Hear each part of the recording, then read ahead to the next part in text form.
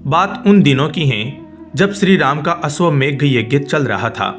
श्री राम के अनुज शत्रुघ्न के नेतृत्व में असंख्य वीरों की सेना सारे प्रदेश को विजित करती जा रही थी, जहां भी यज्ञ का अश्व जा रहा था। इस क्रम में कई राजाओं के द्वारा यज्ञ का घोड़ा पकड़ा गया, लेकिन अयोध्या की सेना के आगे उन्हें झुकना पड़ा। शत्रुघ्न के अलावा सेना में हनुमान जी, सुग्रीव और भरत पुत्र पुष्कल सहित कई महारथी उपस्थित थे, जिन्हें जीतना देवताओं के लिए भी संभव नहीं था। कहीं जगह भ्रमण करने के बाद यज्ञ का घोड़ा देवपुर पहुंचा, जहां राजा वीरमणि का राज्य था। राजा वीरमणि अति धर्मनिष्ठ तथा श्री राम एवं महादेव के अनन्य भक्त थे। उनके दो पुत्र रुक्मांगद और सुबंगद वीरों में श्रेष्ठ थे। राजा वीरमणि के भाई वीर सिंह भी एक महारथी थे। राजा वीरमणि ने भगवान शिव की तपस्या कर उन्हें प्रसन्न किया था और महादेव ने उन्हें उनकी और उनके पूरे राज्य की रक्षा का वरदान दिया था। महादेव के द्वारा रक्षित होने के कारण कोई भी उनके राज्य पर आक्रमण करने का साहस नहीं करता था। जब अश्व उनके राज्य में पहुंचा तो राजा वीरमणि के पुत्र रुक्मांगद ने उसे बंदी बना लिया और अयोध्या के साधारण सैनिकों से कहा कि यज्ञ का घोड़ा उनके पास है, इसलिए वे जाकर शत्रुघ्न से कहे कि विधिवत युद्ध कर वह अपना अश्व छुड़ा ले।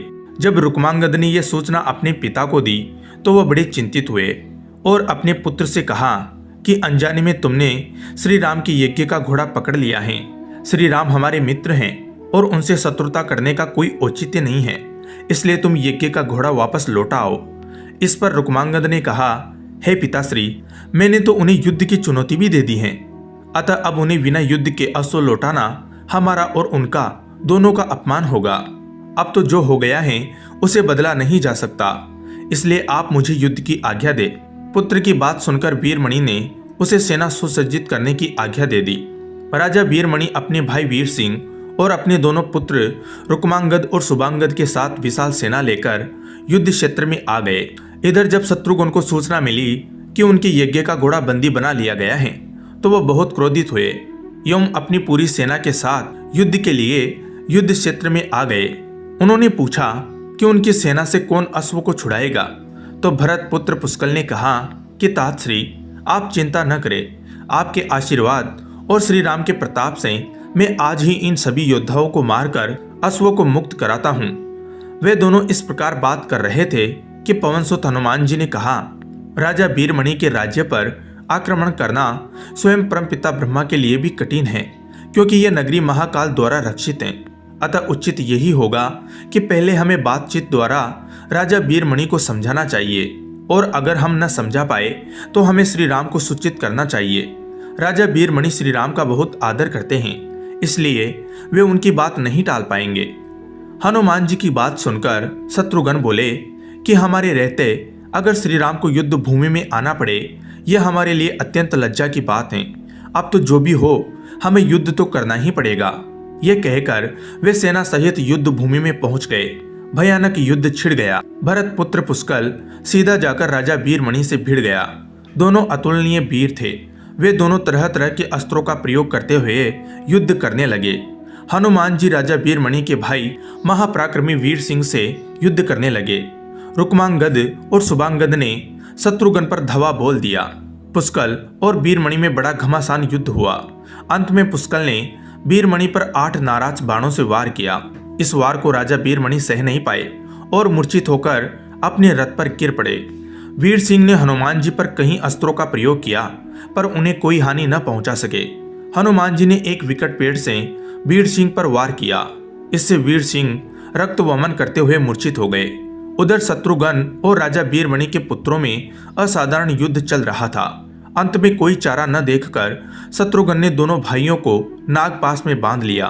अपनी विजय देखकर शत्रुघ्न की सेना के सभी वीर सिंहनाद करने लगे। उधर राजा वीरमणि की मूर्छा दूर हुई तो उन्होंने देखा कि उनकी सेना हार के कगार पर है। यह देखकर उन्होंने भगवान रुद्र का स्मरण किया। महादेव ने अपने भक्तों को मुसीबत में जानकर वीरभद्र के नेतृत्व में नंदी भृंगी सहित सारे गणों को युद्ध क्षेत्र में भेज दिया। महाकाल के सारे अनुचर उनकी जय जयकार करते हुए अयोध्या की सेना पर टूट पड़े।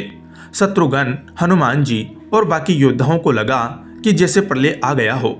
जब उन्होंने भयानक मुख वाले रुद्रावतार वीरभद्र, नंदी, भृंगी सहित महादेव की सेना देखी तो सारे सैनिक भय से कांप उठे। शत्रुघ्न ने हनुमान जी से कहा कि जिस वीरभद्र ने बात ही बात में दक्ष प्रजापति का मस्तक काट डाला था और जो तेज और समता में स्वयं महाकाल के समान हैं, उन्हें युद्ध में कैसे हराया जा सकता है। यह सुनकर पुष्कल ने कहा, हे तातश्री, आप दुखी न हो, अब तो जो भी हो हमें युद्ध तो करना ही पड़ेगा। यह कहते हुए पुष्कल वीरभद्र से, हनुमान जी नंदी से और शत्रुघ्न भृंगी से जा भिड़े। पुष्कल ने अपने सारे दिव्यास्त्रों का प्रयोग वीरभद्र पर कर दिया, लेकिन वीरभद्र ने बात ही बात में उन्हें काट दिया। उन्होंने पुष्कल से कहा, हे बालक, अभी तुम्हारी आयु मृत्यु को प्राप्त होने की नहीं हुई है, इसलिए युद्ध क्षेत्र से हट जाओ। उसी समय पुष्कल ने वीरभद्र पर शक्ति से प्रहार किया, जो सीधे उनके मर्म स्थान पर जाकर लगा। इसके बाद वीरभद्र ने क्रोध से थर्राते हुए एक त्रिशूल से पुष्कल का मस्तक काट लिया और भयानक सिंहनाद किया। उधर भृंगी आदि गणों ने शत्रुघ्न पर भयानक आक्रमण कर दिया। अंत में भृंगी ने महादेव के दिए पास में शत्रुघ्न को बांध दिया। हनुमान जी अपनी पूरी शक्ति से नंदी से युद्ध कर रहे थे। उन दोनों ने ऐसा युद्ध किया जैसा पहले किसी ने नहीं किया था। दोनों महादेव के तेज से उत्पन्न हुए थे। काफी देर लड़ने के बाद कोई और उपाय न देखकर नंदी ने शिवास्त्र का प्रयोग कर हनुमान जी को पराभूत कर दिया। अयोध्या की सेना की हार देखकर राजा वीरमणि की सेना में जबरदस्त उत्साह आ गया और वे बाकी बचे सैनिकों पर टूट पड़े। ये देखकर हनुमान जी ने शत्रुघ्न से कहा कि मैंने आपसे पहले ही कहा था कि यह नगरी महाकाल द्वारा रक्षित है, लेकिन आपने मेरी बात नहीं मानी। अब इस संकट से बचाव का एक ही उपाय है, हम सब श्री राम को याद करें। ऐसा सुनते ही सारे सैनिक शत्रुघ्न व हनुमान जी सहित श्री राम को याद करने लगे। अपने भक्तों की पुकार सुनकर श्री राम तत्काल ही लक्ष्मण और भरत जी के साथ वहां आ गए। अपने प्रभु को आया देख सभी हर्षित हो गए। एवं सबको ये विश्वास हो गया कि अब हमारी विजय निश्चित है। श्री राम के आने पर जैसे पूरी सेना में प्राण का संचार हो गया। श्री राम ने सबसे पहले शत्रुघ्न को मुक्त कराया और उधर लक्ष्मण जी ने हनुमान जी को मुक्त करा दिया। जब श्री राम, लक्ष्मण जी और श्री भरत ने देखा कि पुष्कल मृत्यु को प्राप्त हो चुके हैं तो उन्हें बड़ा दुख हुआ। भरत तो शोक में मूर्छित हो गए। श्री राम ने क्रोध में आकर वीरभद्र से कहा कि तुमने जिस प्रकार पुष्कल का वध किया है उसी प्रकार अब अपने जीवन का भी अंत समझो। ऐसा कहते हुए श्री राम ने सारी सेना के साथ शिव गणों पर धावा बोल दिया। जल्द ही उन्हें यह पता चल गया कि शिव गणों पर साधारण अस्त्र बेकार हैं, इसलिए उन्होंने महर्षि विश्वामित्र द्वारा प्रदान किए दिव्यास्त्रों से वीरभद्र और नंदी सहित सारी सेना को विदीर्ण कर दिया। श्री राम के प्रताप से पार न पाते हुए सारे गणों ने एक स्वर में महादेव का आह्वान करना शुरू कर दिया। जब महादेव ने देखा कि उनकी सेना बड़े कष्ट में है तो वे स्वयं युद्ध क्षेत्र में प्रकट हुए। इस अद्भुत दृश्य को देखने के लिए परमपिता ब्रह्मा सहित सारे देवता आकाश में स्थित हो गए। जब महाकाल ने युद्ध क्षेत्र में प्रवेश किया तो उनके तेज से श्री राम की सारी सेना मूर्छित हो गई। जब श्री राम ने देखा कि स्वयं महादेव रणक्षेत्र में आए हैं तो उन्होंने शस्त्र का त्याग कर भगवान रुद्र को दंडवत प्रणाम किया एवं उनकी स्तुति की। उन्होंने महाकाल की स्तुति करते हुए कहा, हे सारे ब्रह्मांड के स्वामी, आपके ही प्रताप से मैंने महापराक्रमी रावण का वध किया। आप स्वयं ज्योतिर्लिंग में रामेश्वरम में पधारे। हमारा जो भी बल है वह भी आपके आशीर्वाद के फलस्वरूप ही है। ये जो अश्वमेध यज्ञ मैंने किया है वह भी आपकी ही इच्छा से हो रहा है, इसलिए हम पर कृपा करे और इस युद्ध का अंत करे। यह सुनकर भगवान शिव बोले कि हे राम, आप स्वयं विष्णु के रूप हैं। मेरी आपसे युद्ध करने की कोई इच्छा नहीं है, फिर भी चूंकि मैंने अपने भक्त वीरमणि को उसकी रक्षा का वरदान दिया है, इसलिए मैं इस युद्ध से पीछे नहीं हट सकता। अतः संकोच छोड़कर आप युद्ध करें। श्री राम ने इसे महाकाल की आज्ञा मानकर युद्ध करना शुरू किया। दोनों में महान युद्ध छिड़ गया, जिसे देखने देवता लोग आकाश में स्थित हो गए।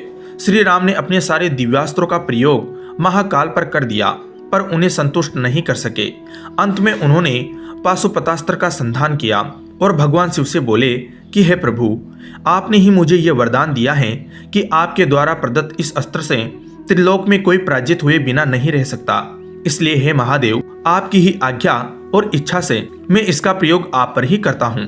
ये कहते हुए श्री राम ने वो महान दिव्यास्त्र भगवान शिव पर चला दिया। वह अस्त्र सीधा महादेव के हृदय स्थल में समा गया और भगवान शिव इससे संतुष्ट हो गए। उन्होंने प्रसन्नता पूर्वक श्री राम से कहा, आपने युद्ध में मुझे संतुष्ट किया है, इसलिए जो इच्छा हो वर मांग ले। इस पर श्री राम ने कहा, हे भगवान, यहाँ इस युद्ध क्षेत्र में भ्राता भरत के पुत्र पुष्कल के साथ असंख्य योद्धा वीर गति को प्राप्त हो गए हैं, उन्हें कृपया जीवन दान दीजिए। महादेव ने मुस्कुराते हुए तथास्तु कहा और पुष्कल समेत दोनों ओर के सारे योद्धाओं को जीवित कर दिया। इसके बाद उनकी आज्ञा से राजा वीरमणि ने यज्ञ का घोड़ा श्री राम को लौटा दिया और अपना राज्य रुक्मांगद को सौंपकर वे भी शत्रुघ्न के साथ आगे चल दिए। जय भोलेनाथ, जय श्री राम। धन्यवाद दोस्तों।